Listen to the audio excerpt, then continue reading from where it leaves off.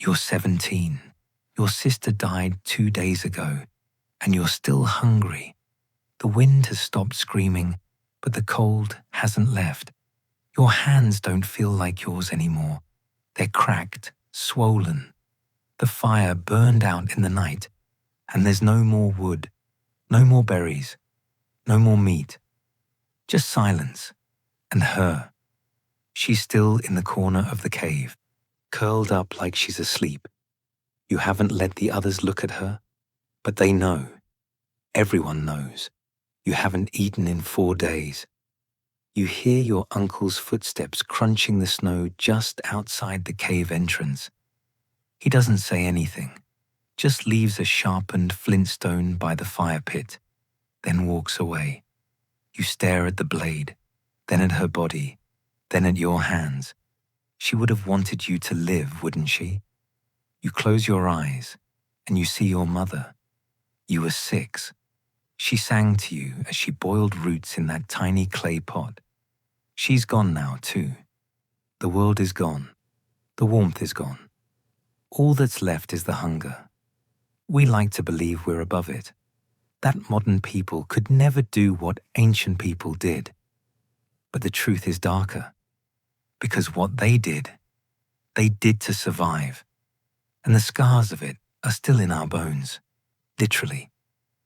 Across Ice Age Europe, archaeologists have found cut marks on human bones, skulls with skin peeled away, jaws cracked open for marrow, children, elders, and adults systematically processed the same way as hunted animals. This isn't theory. This is fact. Entire cave systems with human remains prepared like meat, cooked, cleaned, consumed. Not 1 or 2 isolated incidents, entire tribes, multiple generations, across thousands of miles. The Ice Age was not just cold, it was cruel. And when survival meant choosing between death and the unthinkable, some chose the unthinkable. This is the story of those tribes, of what they did, of why they did it, and of what that means about us. Because buried beneath our technology, our laws, and our moral codes is a creature that once made fire, buried its dead, and ate its own. 20,000 years ago, Europe was a different planet. Forget cities, forget steel, forget even the wheel. This was a world sculpted by ice, endless white horizons stretching from the British Isles to Siberia. The temperature, deadly. A winter that never ended. Summers that felt more like our spring. Crops didn't grow. Herds migrated constantly. The air was thin, sharp, brutal. And this was the home of the first humans. The last glacial maximum, as scientists call it, wasn't just cold. It was unforgiving. Ice sheets more than 2 miles thick swallowed entire continents. Sea levels dropped by hundreds of feet. Forests turned to tundra. Rivers froze over. Every living thing had to adapt or die, and many did. Woolly mammoths, cave lions, giant sloths, even entire hominin species vanished. Only a few survived, among them us. The people of this era weren't primitive savages. They were masters of survival. They knew the land, the wind, the patterns of the stars. They crafted spears tipped with bone, wore cloaks stitched from animal hides, and carved symbols into stone. But survival wasn't just about skill. It was about luck and desperation. Tribes were small, maybe 15, maybe 30 people at most. Family units tightly knit. Everyone had a role. Hunters, foragers, firekeepers, bone tool makers, storytellers. They followed the herds, reindeer, elk, mammoth, wild horses. One good kill could feed a group for weeks. If they could store it, smoke it, guard it from other humans. Because meat meant power. And in the dead of winter, when the snow was thickest and the prey had vanished south, some tribes had no meat, no berries, no nuts, no fuel, just snow and each other. This is when the worst decisions were made. Archaeologists used to believe Ice Age cannibalism was rare. One-off incidents, accidents, rituals. But the evidence tells a different story. In France, at Moulin-Gercy Cave, researchers discovered the remains of 6 humans, 2 adults, 2 teenagers, and 2 children. All 6 had been defleshed, skinned, crushed for marrow. Their bones bore the same marks as those of hunted animals found nearby. Precision cuts, craniums opened, muscle groups systematically removed. This wasn't symbolic. It was systematic. And this pattern repeated in other sites. Gough's cave in England. Human bones cracked open, tongues removed, skulls shaped into drinking vessels. El Cidron cave in Spain. Multiple Neanderthals, butchered with stone tools, eaten and left. Even in Belgium, a 30,000-year-old site shows signs of repeated cannibalistic activity. Not one tribe, not one culture. Across the Ice Age world, people were eating people. Let's zoom out and meet the cast of the Ice Age. Homo sapiens, our ancestors.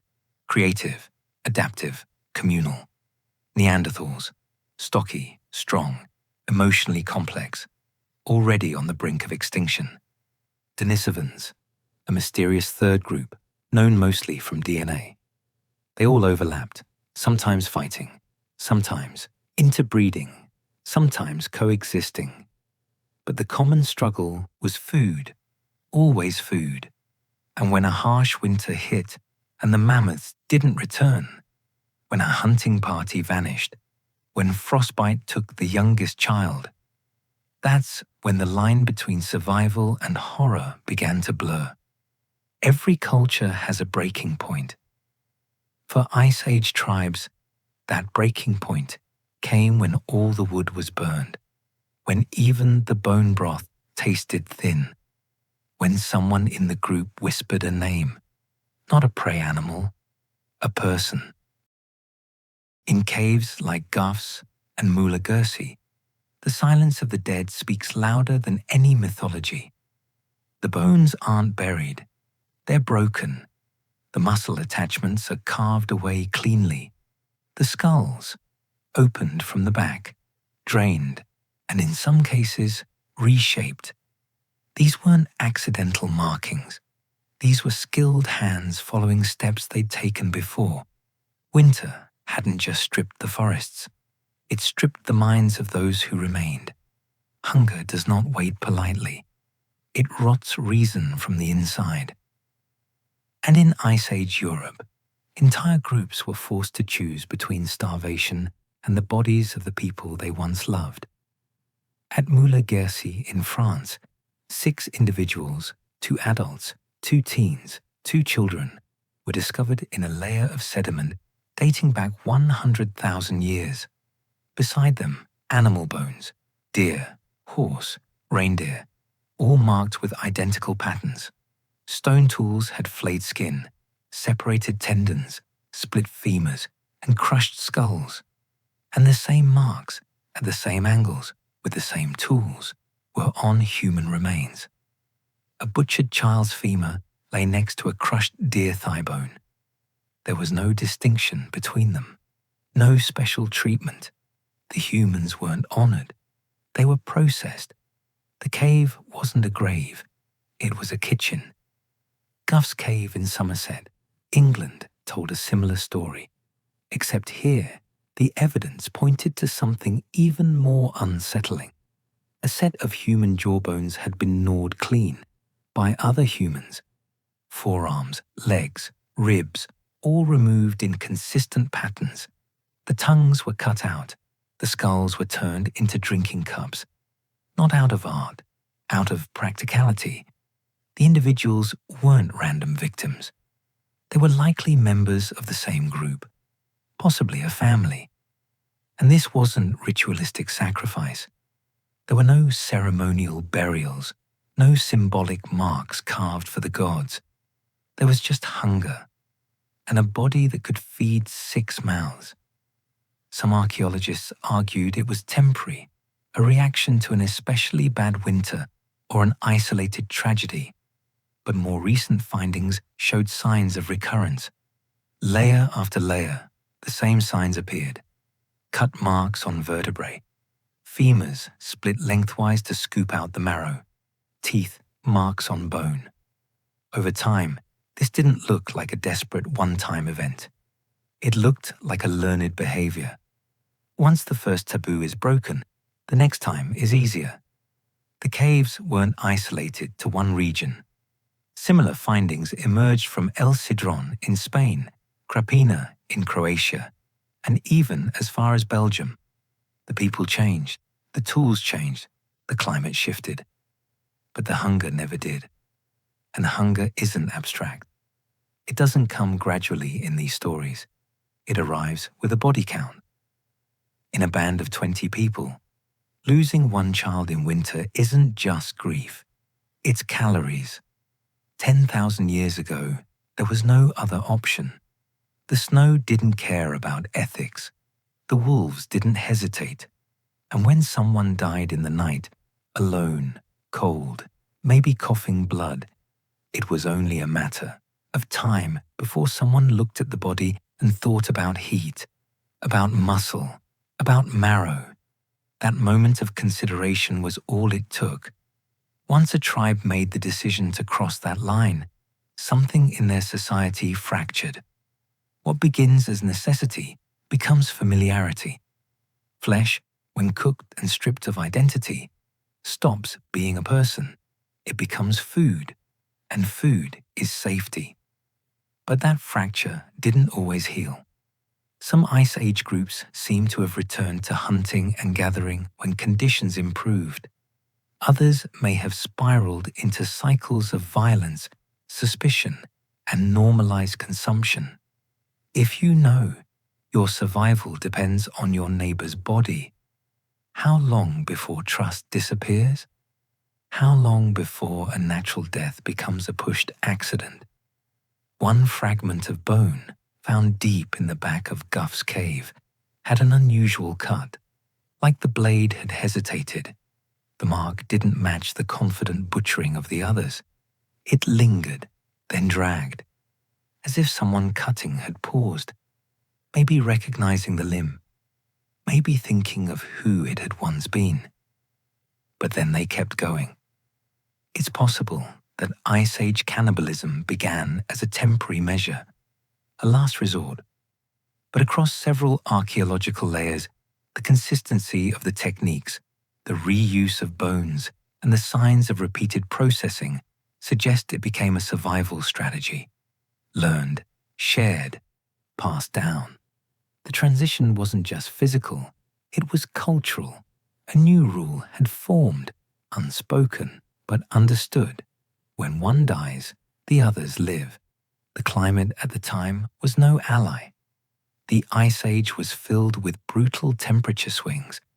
Massive glacial surges would shift entire ecosystems in a matter of months. Hunting ranges disappeared. Rivers dried. A successful kill meant the difference between security and collapse. But failure meant something worse. And in those frozen days, with fire fading and children crying in the dark, a dead body was not buried. It was opened, like a carcass, even the youngest. Bones of infants as young as 18 months have been found among the butchered. Not spared, not hidden. Their tiny ribs scraped clean like those of a rabbit. A gut-wrenching reminder.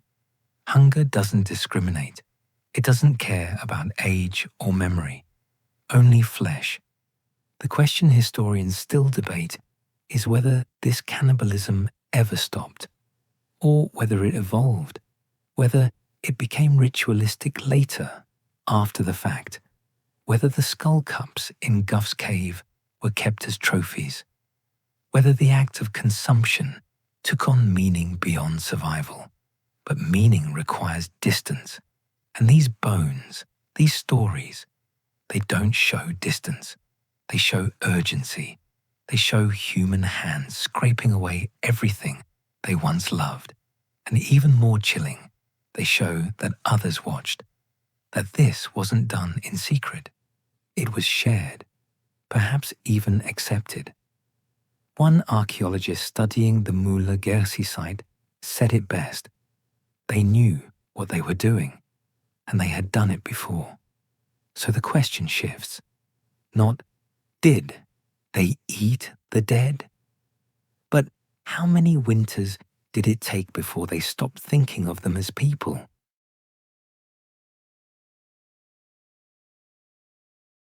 It begins in the middle of the 6th winter. The river never unfroze that year. The herd paths vanished under thick ice. Trees stopped bearing bark that could be boiled. The last of the dried horse meat was eaten on the 3rd moon. By the 4th, the wind outside the cave howled without pause, a sound that made even the elders go quiet. There were 27 of them when the first frost came.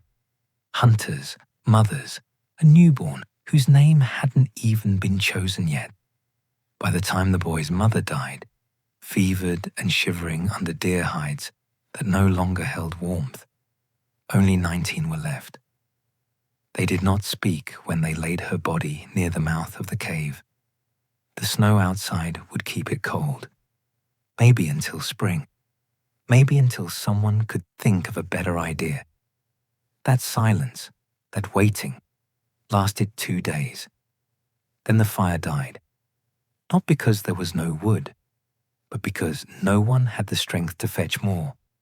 When the child next to her corpse began coughing in his sleep, they relit the fire.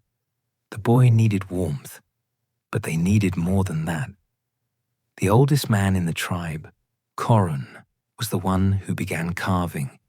He said nothing, just sat by the body, his legs folded under him, the flint blade in his hand. He'd been a hunter once, known for his precision. His eyes were sunken now, his hands trembled, but his cuts were clean, efficient, familiar. No one stopped him. He worked quietly, separating the limbs, removing skin, slicing muscle groups the same way he'd butchered deer in younger years. It was only when he placed the meat into the steaming hide pot near the fire that anyone dared look away. They didn't call it eating. They didn't call it anything. The broth that night was shared equally. Even the children drank it. And the next morning, the boy who'd been coughing was still alive. In that silence, survival spoke louder than taboo. The tribe of Gough's cave didn't have language for this. Not written, not carved. But they remembered patterns. They remembered how Coron made the first cut, where to hold the tendons, which bone held the marrow, which parts to cook longer, which to avoid. They remembered how the skin peeled from the lower jaw when it was still fresh. When the next death came, it wasn't met with grief. It was met with preparation. They worked together this time. 2 held the limbs steady. 1 sharpened the stone tools. Another scraped hide into tinder. They did not look at the body's face. Only the youngest girl wept. Her older sister told her to be quiet.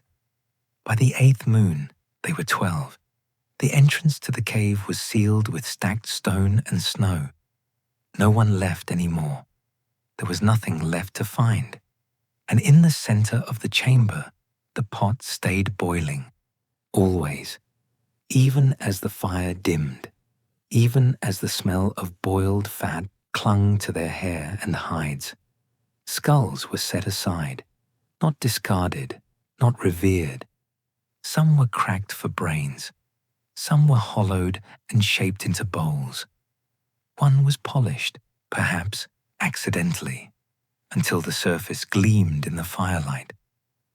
They didn't name the dead anymore. Coron's hands grew steady again. His old skill returned. He taught the younger boys how to remove a spine without breaking it, where to slice if the body was frozen stiff. The boys listened, eager. Their eyes were tired but alive. and somewhere in the back of the cave, stacked against the walls, were the femurs. Dozens of them, cleaned, cracked, forgotten. When spring came, it arrived late and without warning. A crack of melting ice echoed across the hills. The river stirred.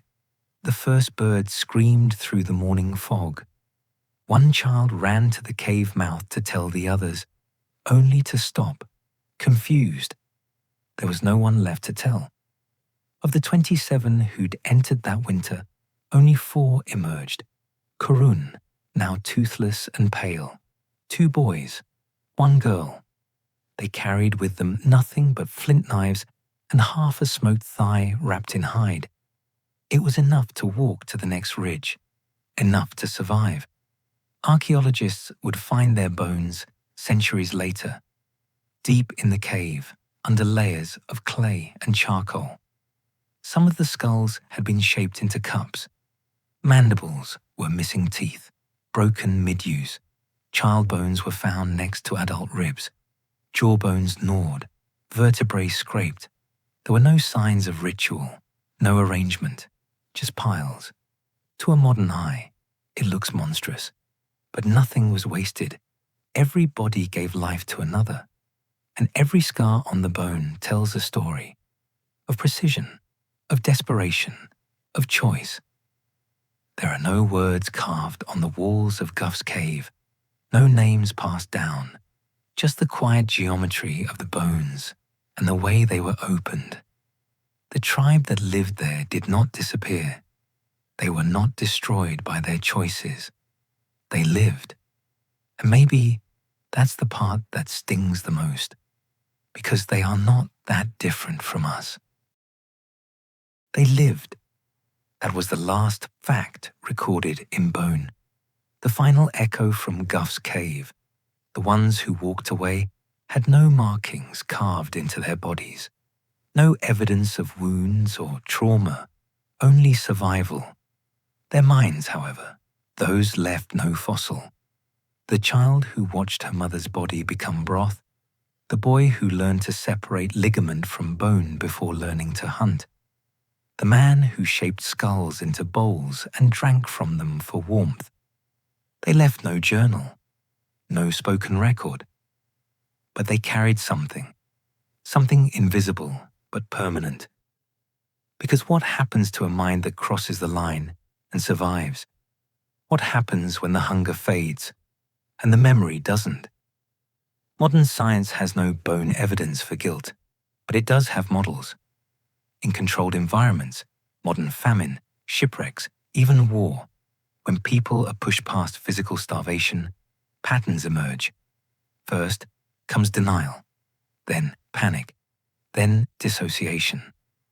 The brain separates itself from what the body needs to do. In the Andes plane crash of 1972, survivors described the moment they crossed the line, not as a decision, but as a fading of resistance.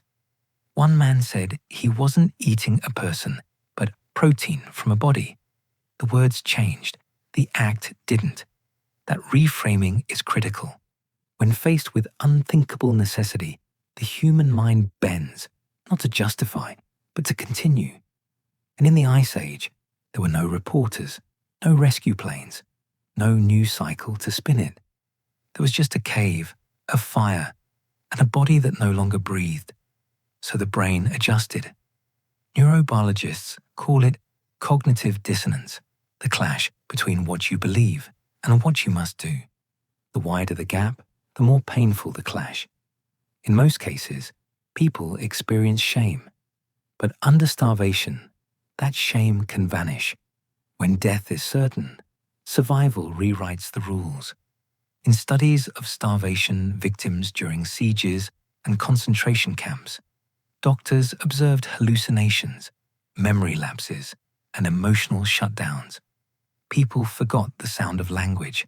They stopped dreaming. The body consumed itself, and the brain focused on one thing only: caloric math. How much does this weigh? How long will it last? Who dies next? But the line between desperation and routine isn't always clear. In the frozen dark of Ice Age winters, repetition becomes comfort. One act of cannibalism, done under panic, is trauma. 10 acts, done with practiced hands and shared among a group, becomes culture, not celebration, not belief, just normalize horror. That's why the signs at places like Gough's cave are so unsettling. Not because of what was done, but how efficiently, how evenly, how without hesitation, and perhaps most disturbingly, how it was shared. The emotional toll wasn't carried by one person. It was dispersed, carved up and consumed just like the bodies themselves. But memory lingers. Even in brains shaped by survival, echoes of grief remain.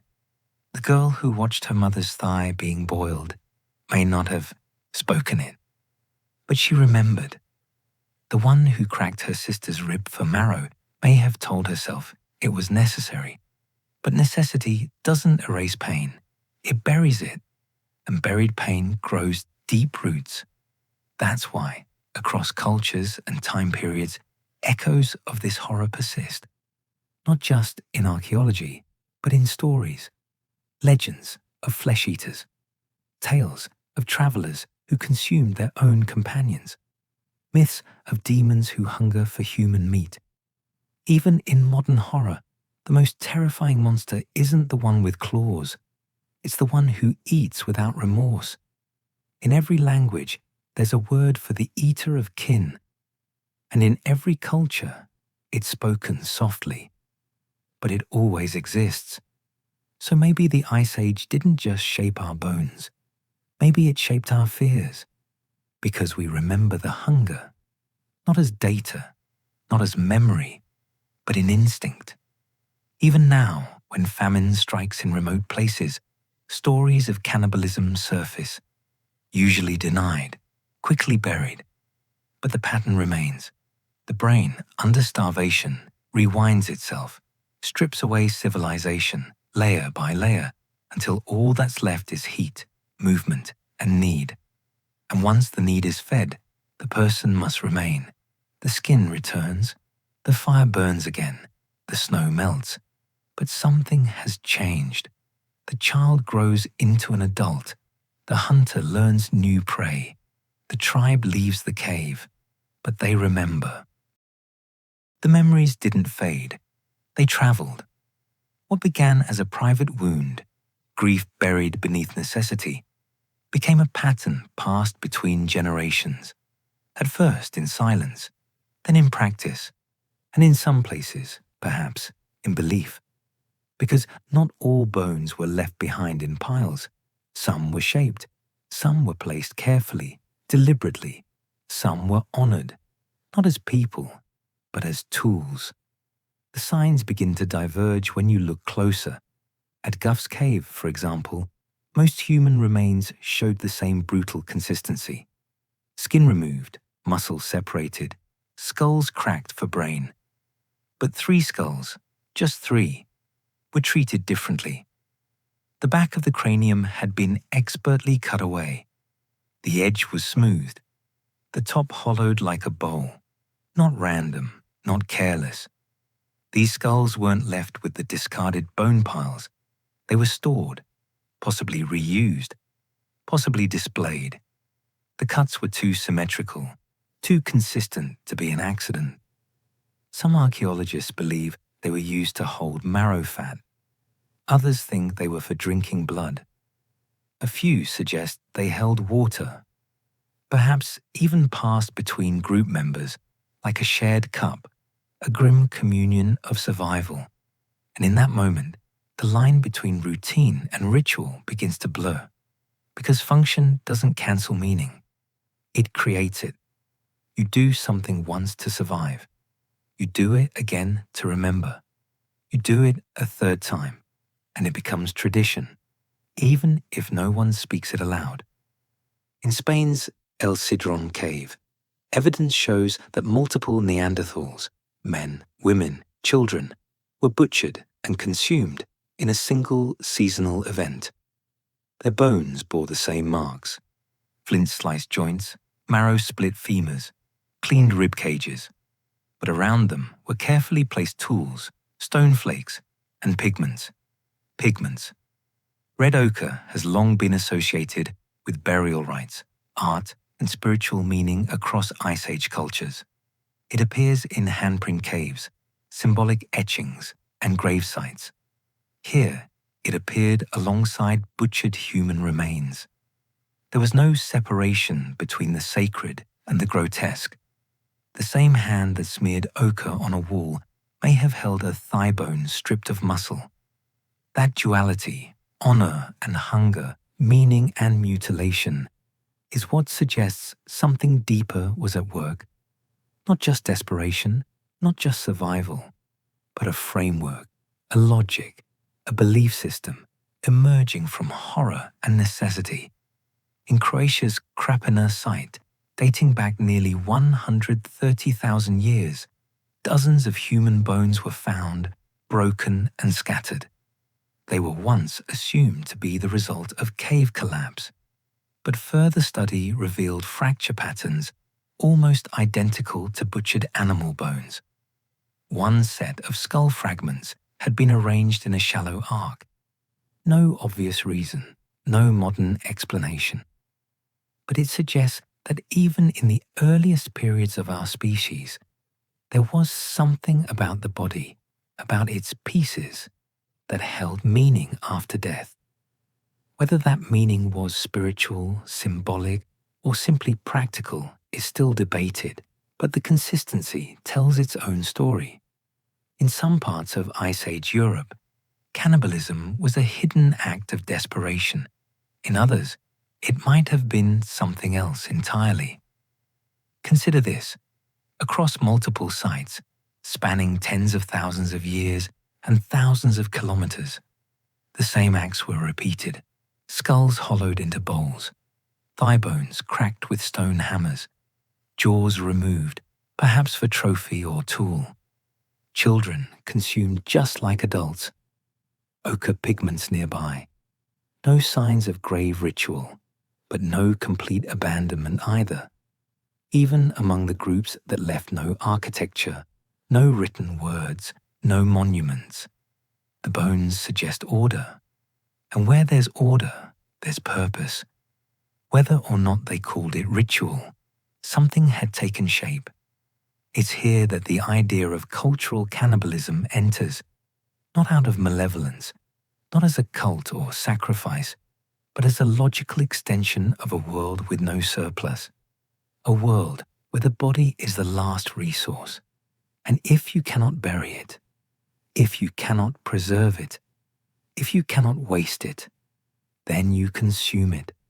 And by doing so, perhaps you keep them alive, literally, in your veins, in your children, in your warmth through the final weeks of winter. That act, repeated with enough meaning, may begin to resemble belief. Across other cultures in later centuries, long after the Ice Age, ritual cannibalism appears again. The Aztecs in Mesoamerica, consuming the flesh of sacrificed warriors believed to possess spiritual energy. The Wari people of Brazil, who saw funerary cannibalism as an act of love and respect. The Fore people of Papua New Guinea, who practiced endo-cannibalism until the 20th century as a grieving ritual. In each case, the body was not desecrated. It was celebrated. Its flesh became sacred. Its consumption was a rite, not a crime. The taboo was never universal. And that raises the question: if similar beliefs arose again and again, independently, could they have also existed long before? In caves, in snow, in silence? Could some Ice Age tribes have crossed that line so often that it vanished completely? Could they have built a system where consumption wasn't shameful, but essential? We'll never know for certain. No bones speak their thoughts. No pigments tell us why they were placed. But the patterns remain. And the silence in those caves is not empty. It's full of repetition, full of choice, full of hands that knew what they were doing, not in panic, but with practiced memory. And once something becomes memory, it can become ritual. And once something becomes ritual, it's no longer questioned. In the next act, we look forward, not through belief, but biology, because the echoes of Ice Age cannibalism may still be inside us, not as stories, but as genes. The survivors may have passed on more than memory. They may have passed on immunity. Once something becomes ritual, it's no longer questioned. But even ritual leaves behind more than bones. It leaves behind survivors. And sometimes those survivors carry more than stories.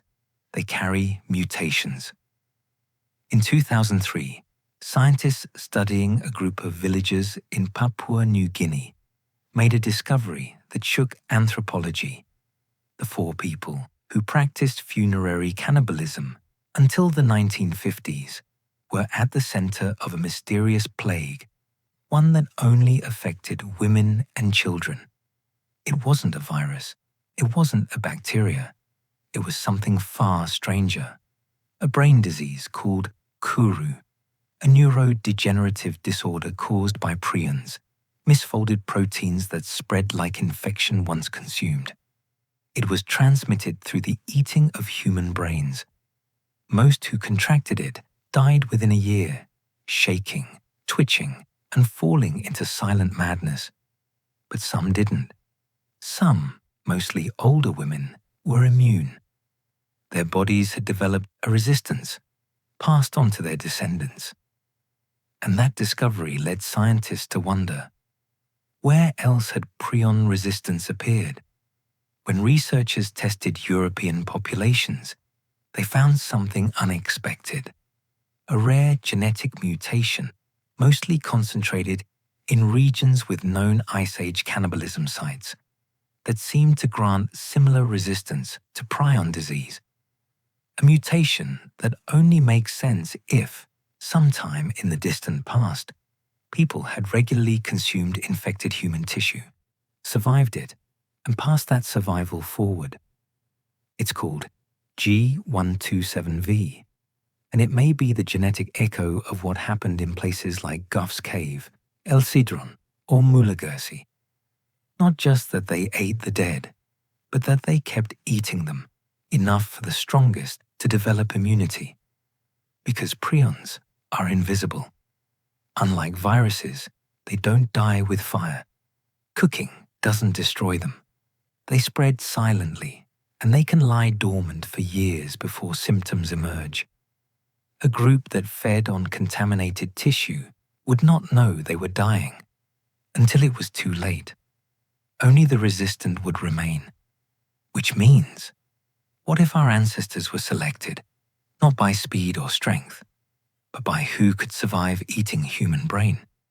Evolution is indifferent. It doesn't care how or why. It only keeps what works. The ones who could eat others and not fall to disease lived longer, passed on children, left behind more descendants. And some of those descendants are us. In a sense, the hunger never left. The taboo around cannibalism is global today, but relatively new. Throughout much of human history, cannibalism was not always monstrous.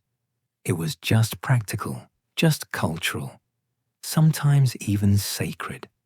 But the consequences of it, the diseases, the psychological scarring, the fractures in social trust, left enough wreckage behind to push it underground, to give rise to horror stories, laws, and myths, to bury it beneath shame.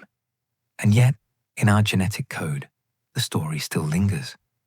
Prion resistance isn't common, but it exists, and its very existence is a quiet confirmation of what some still try to deny. That cannibalism, at one point, was not rare. It was frequent enough to shape the biology of the people who walked away from it, frequent enough to influence evolution. And it's not just the genes. It's the fears.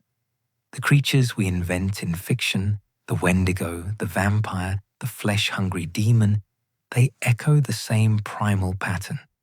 A being that eats its own kind and never stops. Even in modern horror, the most terrifying monsters aren't supernatural. They're us, turned inward. A plane crash survivor who makes the wrong choice. A stranded group in the mountains. A silent tribe in the dark forest. The cannibal isn't alien. It's familiar. Too familiar. Because even now, the memory remains. In 2020, a study of medieval British remains revealed bone fragments showing signs of cut marks and marrow extraction. 1,000 years after Gough's cave, in isolated cases, cannibalism still reappears. War, famine, collapse. Not often, but just enough. Just enough to remind us the line is thin, and thinner still when we stop pretending it never existed. The body remembers, the blood remembers, the bone remembers, even when the mouth forgets. In the next act, we return to that cave one final time, not to analyze it, not to interpret it, but to tell the story of one of its last survivors, the elder who lived long enough to teach others what hunger does and what it takes from you, even after it's gone. The body remembers, even after the mouth forgets. But not all memories vanish. Some live inside the last survivor. He is old now, too old to hunt. His joints ache. His fire dies faster than it once did. The cave has grown smaller with the passing seasons. But the wind outside still sounds the same, and the smell of bone smoke never left the stone walls. He doesn't speak much anymore. The younger ones whisper around him about the stars, about the rivers thawing, about animals they've never seen but dream of hunting. He listens and remembers things they never ask about. They think he survived because he was strong, but he knows better. He survived because he was hungry enough to accept what others couldn't, hungry enough to not look away when they brought the bodies in from the snow. There were no rules then, just the cold, just the fire, and the silence before the boiling started. The first time, it had been his cousin. The second, a mother who died in childbirth. Then a boy who wandered too far into the storm. By the fourth time, no one cried anymore. He had learned to separate the muscle quickly, had learned how to slice the tongue without damaging the jaw, how to split the femur cleanly down the middle so the marrow poured out into the pot like warm fat. He'd shown others how. Some thanked him. Others didn't speak again for days. But they all ate. He remembered the skull bowls. One was used to catch dripping fat, another to ladle water.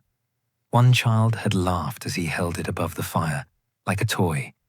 There were no burials, no songs, only warmth and hunger, and the sound of chewing in the dark. Now, all of those people are gone, taken by sickness, cold, or time. Only he remains.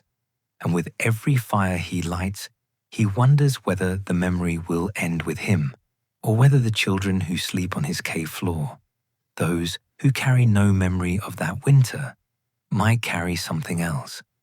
A hunger that still lives in the body. A silence that still lives in the blood. The scientists who study his bones thousands of years later won't know his name. They'll measure the tool marks, catalogue the cuts, log the marrow traces. They'll call it nutritional cannibalism. They'll publish the diagrams, but they won't know what he whispered in his sleep, or what he saw every time he blinked during snowfall.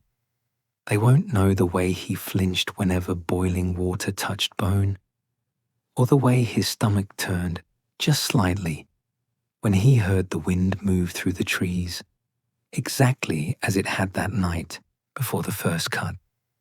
They won't know he had once tried to bury a body, just one, a girl who reminded him of his sister.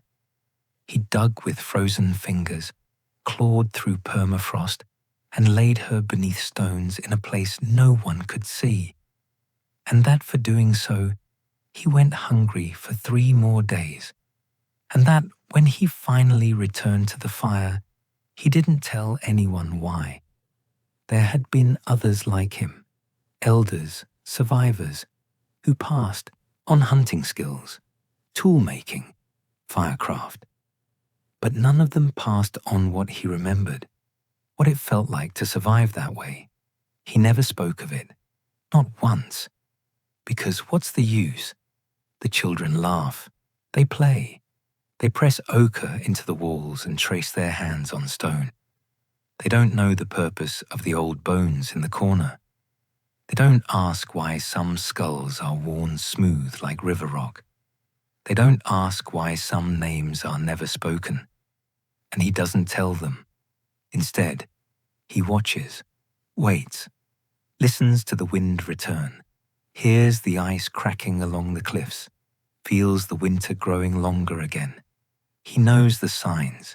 He knows what happens when the herd paths vanish and the fish stop biting and the fire grows smaller each night. He knows what choice comes next. And he wonders in that moment if he'll be the next one to feed them. He hopes so. He hopes they'll eat and live and carry something forward, even if it's just a memory they don't understand. Because survival, he learned, is not about mercy. It is not about pride or dignity or even strength. It is about what you're willing to become to see one more sunrise. And he has seen many, too many. When they finally find his body, thousands of years later, they'll find the bones worn smooth from sitting too long by the fire.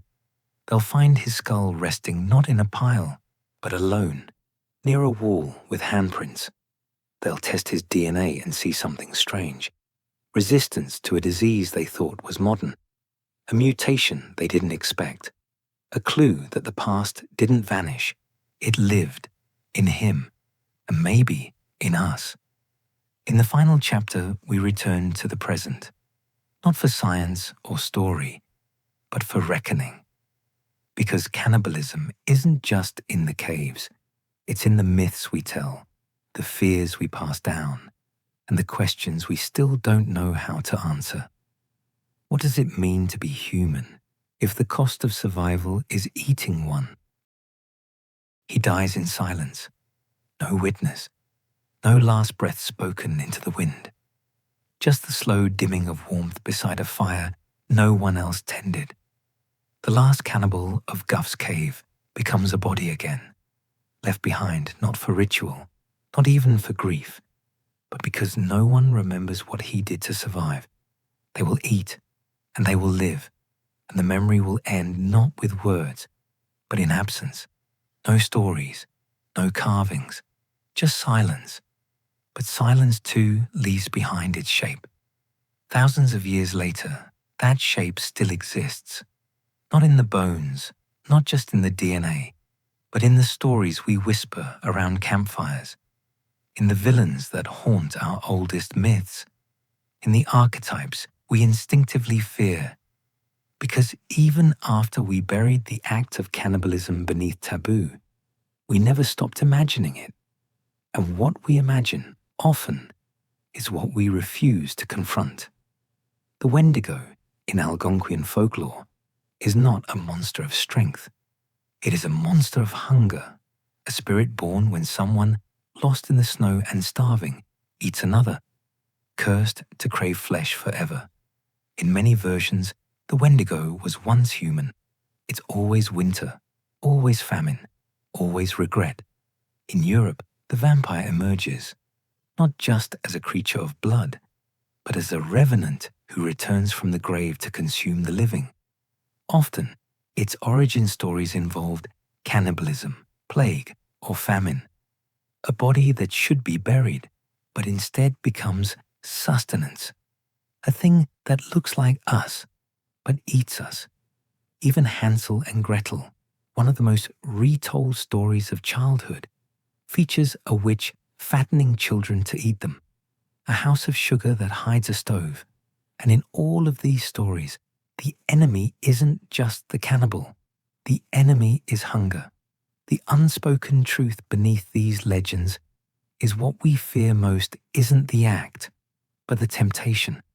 Because we know what we're capable of. We've seen it. We've inherited it. And even now, in a world of abundance, the shadow of famine is still inside us. That old circuitry never turned off. We fast, we feast. We obsess over food, deny it, worship it. We turn meat into ritual, diets into identities. Even in language we consume, we devour books, crave affection, feed off attention. The language of hunger never left. It just changed shape. So when the stories tell of monsters who eat human flesh, they're not just warning us about something outside. They're warning us about something within. Anthropologists call it transmitted trauma, a phenomenon where collective memory, even unspoken, travels through generations. A culture that once consumed its own dead doesn't just forget, it encodes it in fear, in ritual, in myth. This is why the line between folklore and history blurs so easily when it comes to cannibalism. The stories we create are often rehearsals for real decisions. And the oldest ones, stories of hunger and survival, echo the exact moral fracture explored in every cave we've visited in this series. Do you bury the dead? Or do you boil them? That question isn't theoretical. Not anymore. Because in the bones of Gough's cave, in the fractured jaws of El Sidron, in the marrow-scraped femurs of Mula Gersi, that question was answered. Not once, not in a panic, but over and over. And the answer left an imprint deeper than any cut mark. Survival, when stripped of comfort, looks nothing like heroism. It looks like what we carry. Into the second half of this final act, we explore how the shadows of this choice continue to shape us. Morally, culturally, even economically. In what we fear, in what we glorify, and in what we choose to forget. Because the bones may be buried, but the hunger never was. The bones tell us what happened.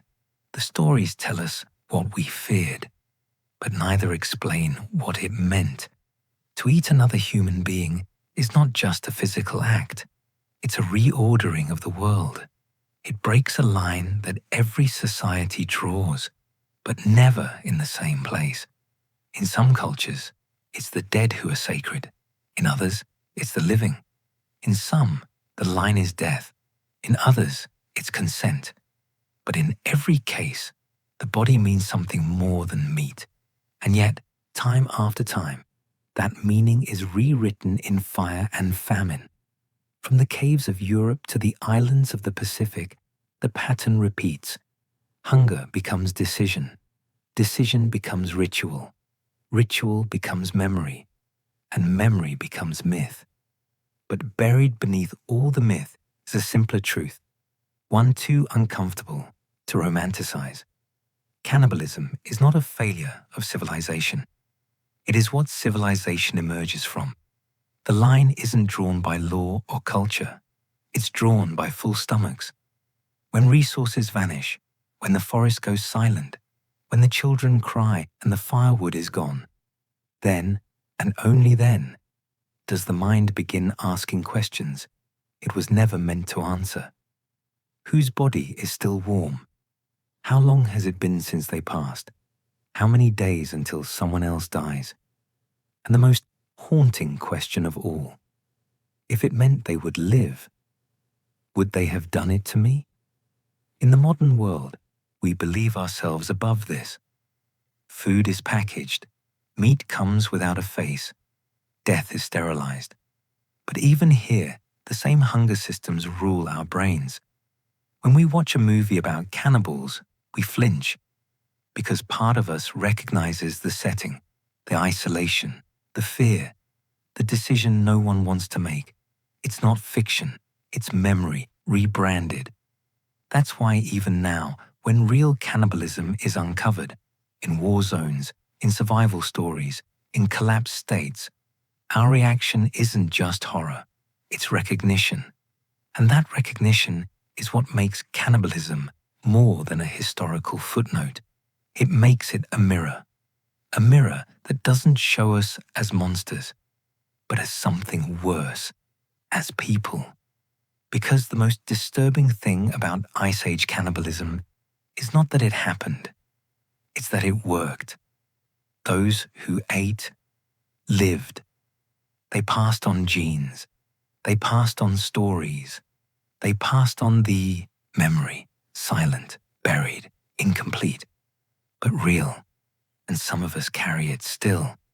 Maybe not in practice, but in the moral weight we place on the body, in the fear we feel when someone loses their dignity, in the stories we tell our children about what not to become.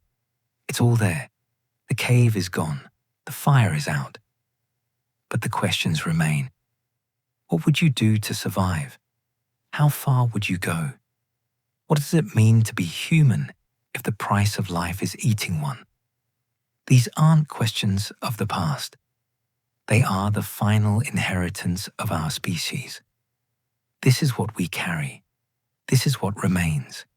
And this is the last hunger. Not all bones make it into museums. Some go missing. Some are boxed and buried in university basements. Some are quietly reclassified under more acceptable categories: animal trauma, post-burial damage, misidentification. Because even now, in a world of scientific rigor and peer-reviewed journals, cannibalism remains a forbidden subject. In the early 20th century, European archaeologists excavating sites in the Pyrenees came across human bones, showing clear-cut marks, marrow extraction, and signs of cooking. The data was there. The patterns matched those found in animal processing. But the reports never used the word cannibalism. They used phrases like ritual defleshing or funerary modification. Words that distanced the act from reality. Words that made it safe to study. Because to say it plainly, that humans in prehistoric Europe regularly ate each other was professionally risky and socially explosive. The same censorship appears in colonial anthropology. When European explorers arrived in the Pacific, South America, and Central Africa, they documented local tribes practicing cannibalism, either ritualistic or funerary. Some accounts were accurate, others were wildly exaggerated to justify conquest. By the late 1800s, any culture accused of cannibalism was considered uncivilized. Colonial powers used this label to suppress, convert, or eradicate entire belief systems. But here's the twist. Many of those cultures were also among the most careful with their dead. The Wari of Brazil, for example, consumed the bodies of loved ones not out of hunger, but as an act of grief, believing that burial was shameful and that the spirit could not move on until the body had been honored. To them, leaving a corpse to rot in the ground was more barbaric than sharing it in mourning. But missionaries, unable to accept the practice, destroyed it. The Wari were forced to abandon a central piece of their cultural identity, replaced with silence. Even today, scientists working on cannibalism sites report resistance, not just from religious groups, but from within academia. Some museums have removed problematic labels from displays. Others refuse to fund excavations if they're suspected to involve human consumption. Why?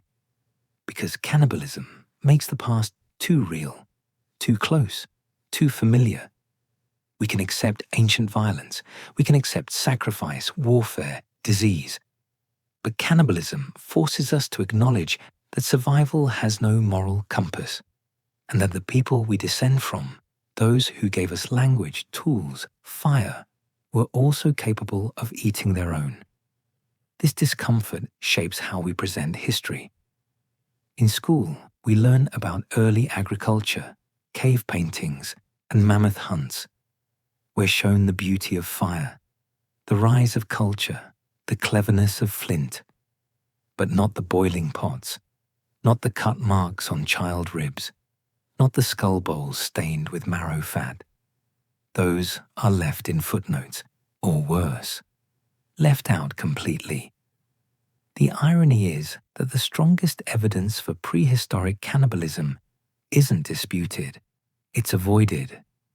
In Gough's cave, one of the most thoroughly studied Ice Age sites in Britain, researchers published dozens of papers over 30 years detailing human butchery. But it wasn't until 2017 that the British Museum added a permanent exhibit acknowledging that these people regularly ate one another. And even then, the language was cautious. Possible cannibalism. Evidence of defleshing. Interpretations vary. But the bones don't. Because the deeper discomfort isn't what was done. It's that we could still do it. All it takes is collapse, a failed system, a long winter, an empty stomach.